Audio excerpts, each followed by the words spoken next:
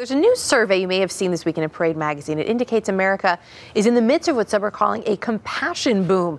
There's been a really big uptick in volunteering. And joining us with the details this morning, Parade contributing editor Emily Listfield, along with volunteers Laura Tucker and Tonya Ingram. Good to have all of you with us this morning, ladies. Good morning. Good to be here. Emily, I want to start out with some of the findings here. 91% in the survey said their community service involvement has gone up over the past 18 months. Why are you seeing that increase, and where are you seeing it the most?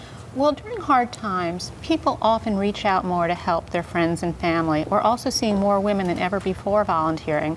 And there's something we call the Obama effect. People are responding to the president's call to service.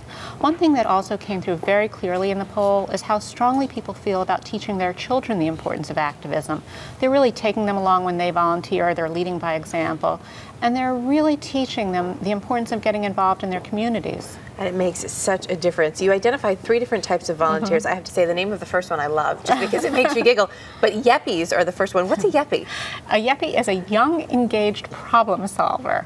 These are people who really believe that one person can help to change the world, and they actively seek out ways to do it. They tend to be very social. They use Facebook and Twitter to help raise money for their causes, alert their friends to them, and also to reach out to other like-minded people. But all of those social networking sites have done a great job of getting more people involved and bringing awareness. Rapid responders, another big volunteer group here. Yes, rapid responders tend to react to specific events, usually ones that directly affect them. This could be a loved one coming down with an illness and they'll decide to raise money for research, or something they see in their neighborhood. They tend to volunteer for park cleanups or safety patrols, things that directly affect them. And also mission-minded. People have a specific goal in mind. Well, the mission-minded are usually motivated by their religious beliefs, and they tend to gravitate towards causes of basic human needs like food and shelter. They'll volunteer in soup kitchens or something like Habitat for Humanity. Speaking of food and shelter, you also did, as part of the poll, okay, if you had $100,000 to use for a charitable cause, where would you use most of that money? And the #1 answer was providing food and shelter for people. Yeah, I think people see this as a moral imperative. It's a basic human need that people understand.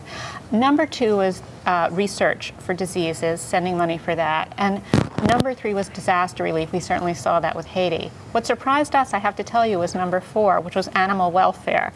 This came in above human rights, education, religious donations, and the environment. Wow. It's hard to resist those little faces, though, I think, sometimes when you see those commercials from the ASPCA, especially in a disaster. 94% believe it's important to be involved in a community cause. Laura and Tonya, you're living examples of that. Why is it so important for you to be involved? I wanted to make an impact on a community, just as you said. So 94% really struck with me, and struck with all the volunteers that I volunteer with as well.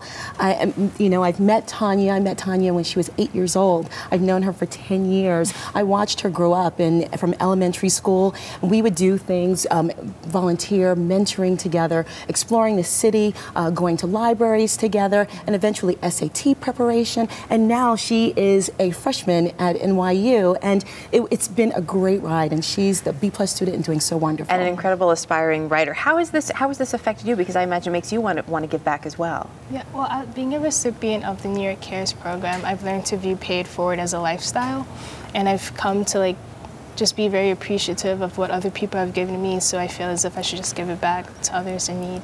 These great basic life lessons, which we all sort of know, but it's great to have a reminder, especially in tough economic times. Good to have all of you with us today. Emily, Laura, Tonya, thanks so much.